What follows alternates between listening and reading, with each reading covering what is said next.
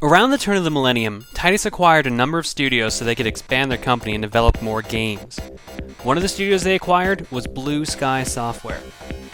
While they were founded in 1988 and started by making games for the Atari 7800, including the AAA title Ninja Golf, gamers will mainly recognize Blue Sky for their Sega Genesis games such as Shadowrun, Jurassic Park, the Vectorman games, and the World Series baseball franchise, which we now know as the MLB 2K franchise. Blue Sky was originally working on porting Superman 64 to the PlayStation 1, but after the, less than flattering reviews of the game, they began working on an original Superman game for the system. One that had full motion cutscenes, let you use all of Superman's powers right away, and most importantly, didn't have you flying through oversized hula hoops. The game seemed to focus much more on exploration and puzzle solving rather than simply killing enemies to move on, and it looked much better than the N64 version. Superman stayed in buildings and mazes instead of flying around a barren metropolis, and a bunch of items from the show made appearances, such as Superman's spacesuit and scuba gear, along with villains such as Mixel Spitlick. Unfortunately, Titus lost the rights to the Superman license before development of the game finished. Due to the abysmal review scores of the N64 game, and the problems between Warner Brothers and Titus that Eric Hahn mentioned in the interview I had with him last episode, they were unable to strike a deal and the game was never released. Which is really a shame because the PS1 game actually looked decent. After 2 years of development, and being so close to completion that Sony gave the game a product code, the game was officially canned in the year 2000. This would mark the last time that Blue Sky Software would work on a home console game.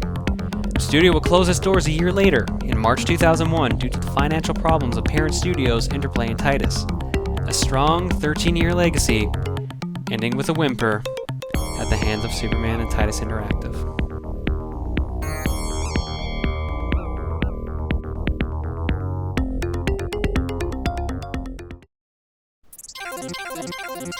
Okay, before I get started, I just have to give major thanks to the PlayStation Museum. They ended up giving me footage of the Superman game for PS1, and they gave me a bunch of images to use for this intro. If you want to read more about the game, or see the rest of the footage that I didn't use, check out the video description. I've got links to their site, I've got links to their channel, and I've got links to the video that I used itself. They also have footage and write-ups on their site about other unreleased and prototype PlayStation games. Then there's no time to waste. More glitches than any Nintendo game before it. It's Superman 64. And now that we've broken out a LexCorp, we've put a nice little hole in the building, which we can fly into, which gives us a text box. But if we fly into it a little too much, it magically teleports us. Woo! It's like really bad editing. It's kind of magic. It's some kind of glitchy magic. Oh, what the? Every time it happens, it freaks me out. Alright, so before we start on our magical trip through the rings, I'm gonna go to the pause menu for a second, because there's something I haven't really discussed. Some of you might have noticed the fact that there's black lines around the game, sometimes showing off kind of a cinema display. It's because I have the cinema display set. It's the default option. You can go full screen, or you can do what I think is the dumbest option ever to put in the game. You can go 80%, 60%, 40%, or 20%. Wow. And because I'm a total idiot, let's do the ring stage like this. Because apparently I don't think this game is hard enough. Lord knows why I think this is a good idea, but they put it in, so damn it, I'm gonna use that feature. Now, a couple of you may be wondering, hey, I didn't want a side ring video. I wanted it to be mixed in with the main stages. Sorry, majority ruled. I lost all the rings. There they are. Okay, just for perspective's sake, I'm playing this game on a 15-inch monitor, and it takes I lose about 2 inches from my recording program, and then I've got it at 20%, so I can barely see what I'm doing right now. But since this is a separate ring video, going back to that, I am going to do something a little different after I beat the first ring stage, because I'm only going to do the first ring part like this. I'm not doing the entire stage like this. This is a headache. But what I'm going to do is I'm going to give you guys an in-flight movie. Now, I know how stupid that sounds, but it's going to be related. Don't worry. What I'm going to do instead is I'm going to play the ring stage on the side, off to the side, and on the main focus of the screen, you're going to see the Game Boy Superman game. So the other Superman game that Titus made, or one of the other. So I'm going to play through that in full for you in this video. I figured, why not show it off? It deserves some love, quote-unquote love, much like this game loves everyone. And by love everyone, I mean wants to murder you and your family. It's true, it's in the credits.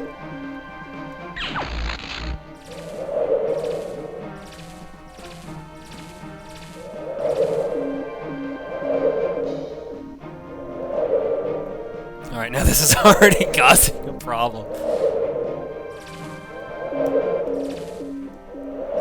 Now, with the fact that if I'm doing a ring stage video off to the side, there's not going to be any commentary focusing on the ring stage in and of itself, because nothing special happens in this ring stage. It's just standard, generic ring stage.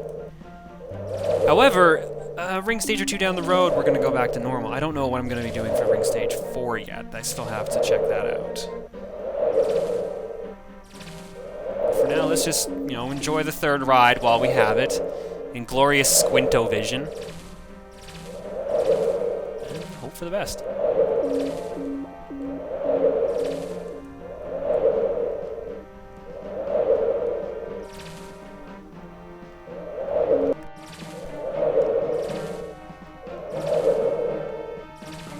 Alright, now we should almost be done here. So once I get to the mission, I'm going to turn this back on to normal size because this is seriously ridiculous. I want to know why they thought this was a good idea.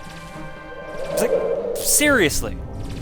I know that certain games now, and even somewhat back then, had screen resizing options. You can focus it in your screen if it fills out or doesn't fill enough. But why specifically give the option for 20% of the screen? Why that number? Who is going to need to use that much space? Seriously. I think the ultimate irony in all this, though, is that the game runs the smoothest when it runs like this. So if you ever want to run Superman 64 at the proper frame rate, here you go, there's your option. Oh, thank God, there's the red ring. Let's turn that back. Oh, my eyes are bleeding. Alright, let's destroy some 5 enemies, including some Superman-seeking rockets and some random bombers. Including generic skyscraper. Where are the bombers? When in doubt, super fly out. There we go. I saw one up the top left there as well. Well, this is great. Let's pick you up. Or let's not.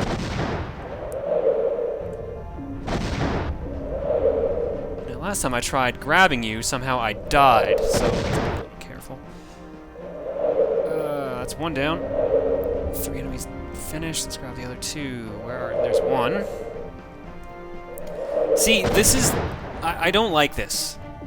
The bomber enemies is what kind of make it the major pain, that I have to zoom out all the way here just to see where to go next. And speaking of where to go next... Oh, there we go. Explosions!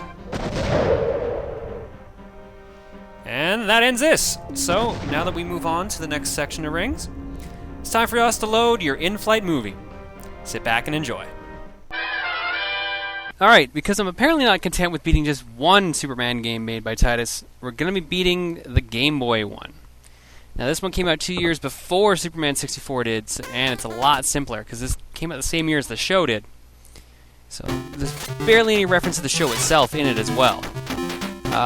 Standard Game Boy game, so really easy controls. You only have 2 buttons. One is fly, or I guess, yeah. It's not really jump, I guess in this case it's fly. The other one is attack.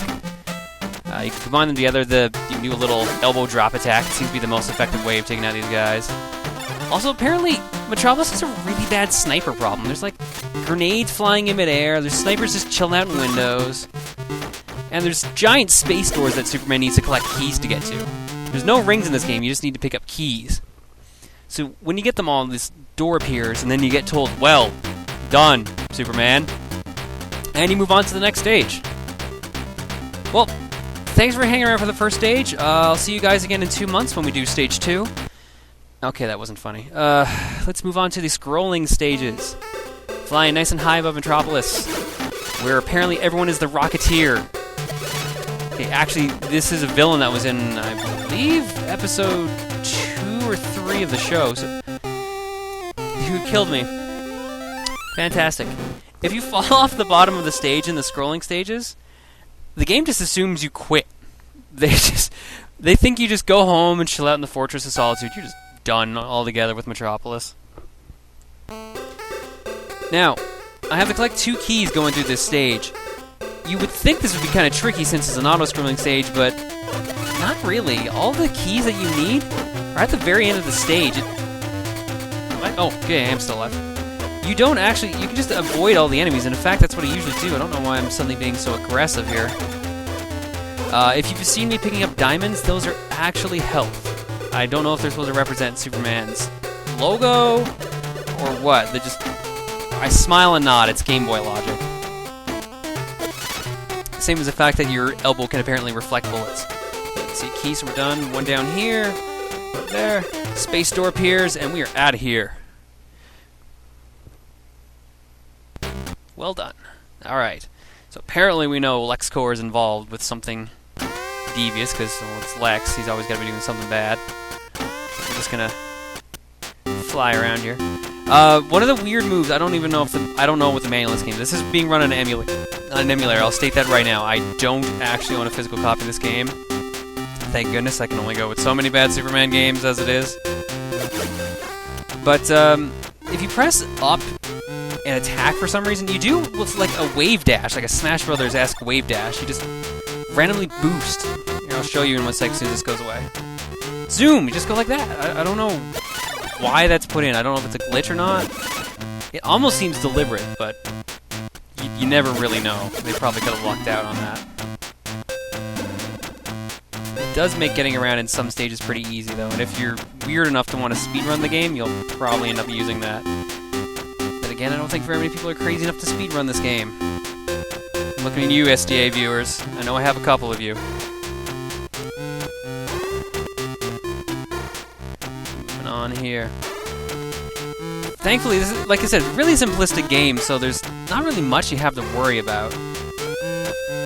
I've only beaten this game a couple times. This is maybe my 4th time playing this game ever.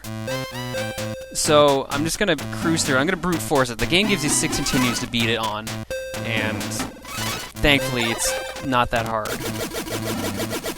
There's a secret wall here. I think this is the only one I'm aware of in the entire game, and it just leads to a room full of health. And the invincibility icon, which is my favorite icon out of any power-up I've ever seen in a game. It's a stick figure with an S on it. That's just awesome. So let's just move on here, because we are going to go fight our first boss. And I hope you find this boss fight exciting, because it's actually the only boss in the game. You fight him twice, so it makes it feel like, it's a proper game. But yeah, the strategy is stand slightly away from him and mash the punch button. He will walk into your fists. This may or may not seem familiar to people who saw episode 4. It's a common strategy, apparently, in all types of games. There we go, let's go to the space door. Gotta land on the top of it. Drag and drop away! Okay, now for some reason we're going into the sea, because apparently flying through the top of the building leads to the sea. And it gives us Superman's greatest enemy ever. Sharks! He just picks fights with sharks. I love it. Apparently they are the superhero's natural predator. I mean, Batman's had a problem with them all these years. Why else do you think he has bat shark repellent? You have a key, if memory serves. Yes, you do. Some people say, a few people I've talked to about this game said it's better that this game doesn't have rings, but I still think the fact that he needs keys is kind of ridiculous. I'm pretty sure Superman can bust through any door known to man. And, I mean, there's nothing really stating that there's alien invaders in this game. Okay, well, you assume That there's not, because I'm pretty sure all the characters that show up are just normal humans with powers or something like that. Although I do actually think, Lobo or Lobo lookalikes show up at one point in the game. Let's just get out of the sea for some reason. No, they're invaders. Yeah, I guess they are aliens then. Never mind. Apparently I don't know what I'm talking about. Okay, another great auto-scrolling stage. Let's avoid falling into the abyss this time. They're not going to make that easy on me, though. Okay. Sorry, I'm just going to play dodge here. At the bottom of the stage, at least in the first... No. To give you a sec to enjoy that awesome Superman theme for when you die. And apparently when I die, I go to recover my energy at the Fortress of Solitude. Spelling errors everywhere. So look at all these are alien invaders. Like, seriously, this is just the Rocketeer. Could just be Disney being angry. They did buy a Marvel after all.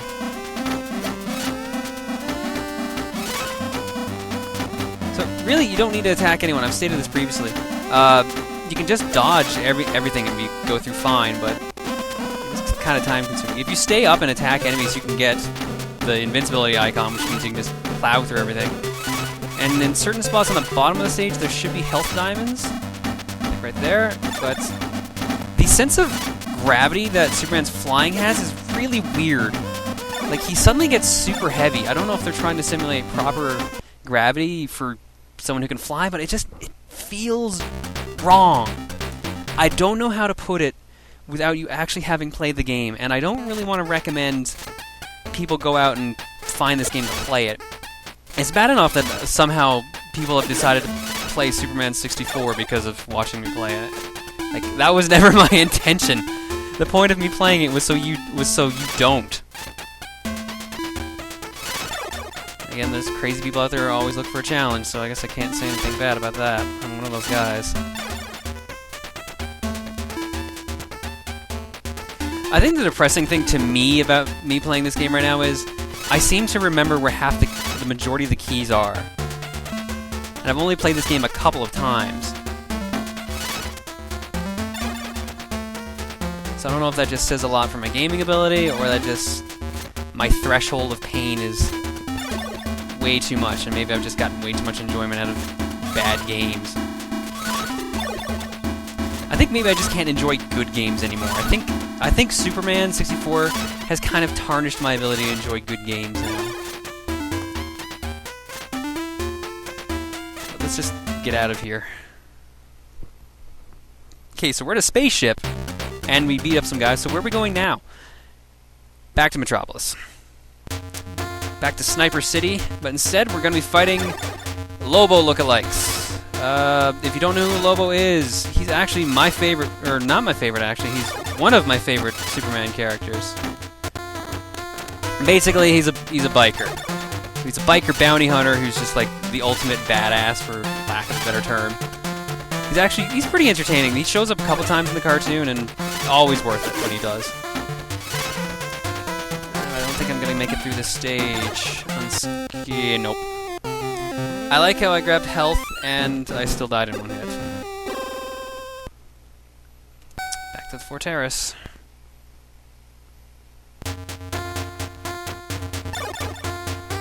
Okay. What? I just got hurt while I was invincible! I don't think this game understands how it works! See that? Okay. What the hell? This is great. Okay, now I'm just playing sloppy. The only way really to damage enemies is to do the people's elbow. Just keep mashing the attack button, you'll just keep doing the elbow, which will damage enemies. You have to aim it really well, though.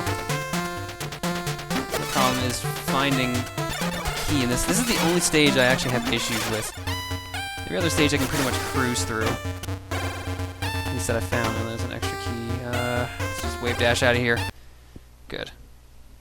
We'll just leave the rest of the bikers. They dealt with the snipers. Maybe someone else will deal with them. The game also kind of goes in circles suddenly. Like, we're redoing the same areas. We're back in LexCorp now, although it's a different LexCorp tunnel. Apparently, we're also listening to the Mission Impossible theme. You may also have noticed my health did not heal at all when I go through stages. The only way to get a heal back when you finish a stage is to lose almost all of your health. It's really weird. Okay, so now we're going to do Superman's seductive crawl, which apparently gets rid of his cape. Gotta book it out of here. Even though we're in LexCorp, we will not be fighting a boss. It's just a maze stage. And I use the maze term loosely because it's pretty straightforward. Nothing that sucks those stupid electric fences. I've already got enough keys to leave the stage. There is a Superman invincibility icon here if I can dodge all these grenades. That's pretty easy too.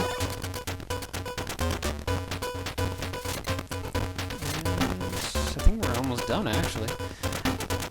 I don't get the invincibility for some reason. Like, you don't get hurt, but stuff still moves you around. You saw me bouncing off the walls, and I guess you did see me get hurt in the last stage for some reason. I don't know how that worked. Also, they put extra keys in. There's more keys in the stages than you actually need to collect. Basically, so you can find the fastest route, I guess. It's not really necessary. Alright, we're actually almost done. This is only a 10-stage game, so it's fairly short. Now we're going through the last auto-scrolling stage underwater to deal with sharks, and I don't know if those are mines or if supposed to be really big sea urchins.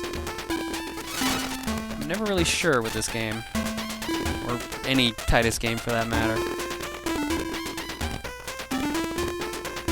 Suspension of disbelief only goes so far.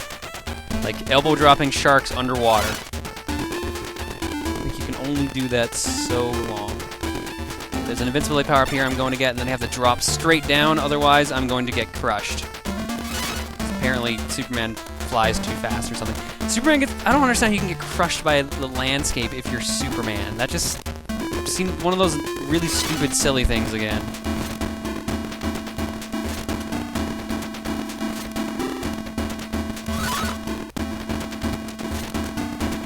Alright, I'm kind of confused about this stage too, because I think that key appears past where the stage stops scrolling, so, like, I can't go back there. Had I not gotten that key, I don't know if I could beat the stage.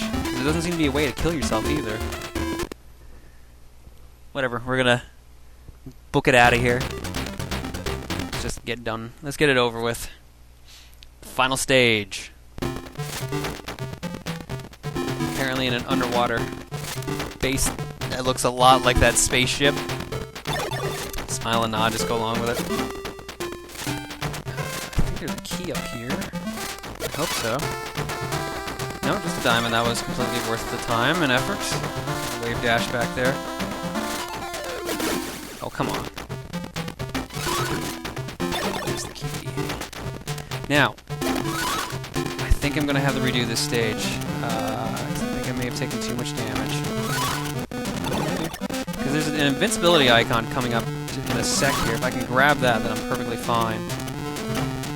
This game does something that really, in my opinion, from game design, you should not do. Like, getting killed without touching anything. That's something you really shouldn't do. Thanks, Titus. I appreciate that.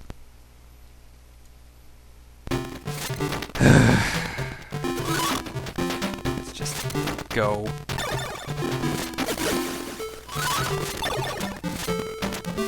Okay, before I got so rudely interrupted by glitching, they give you an invincibility power-up right before the final boss.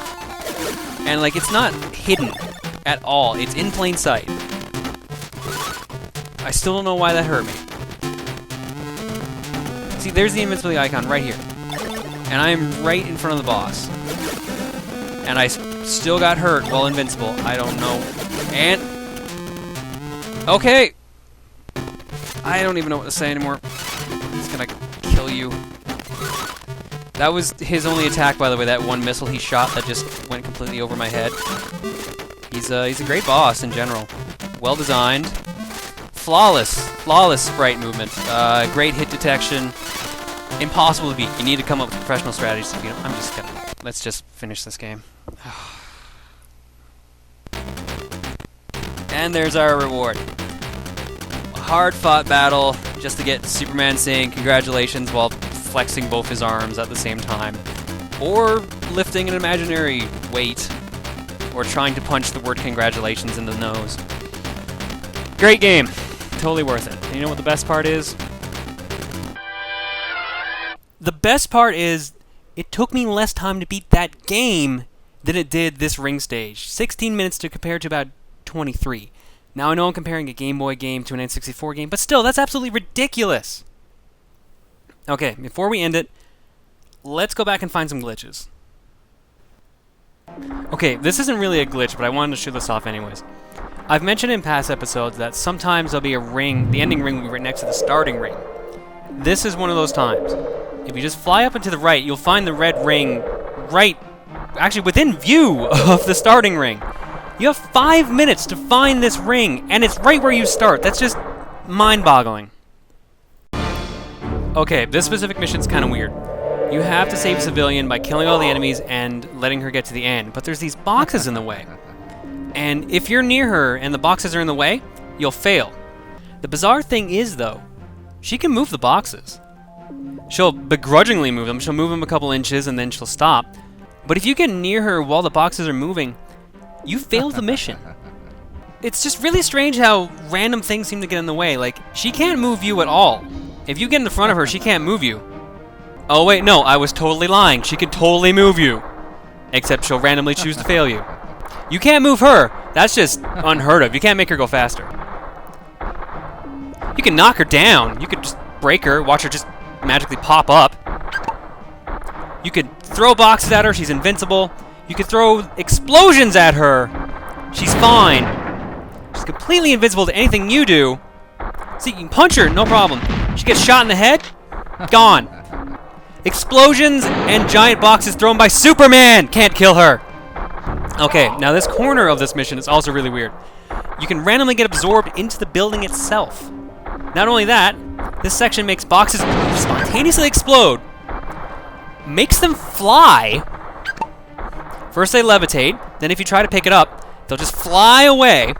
And then if you try to pick up the boxes while they're set up, you'll go flying. Superman will start falling up. It just doesn't make any sense. You can't fall up like that. Once you reach the top of the building, you just start falling back down normally. Then you can, if you want, you can mess around with the enemies here. You can push the enemies off the ledge.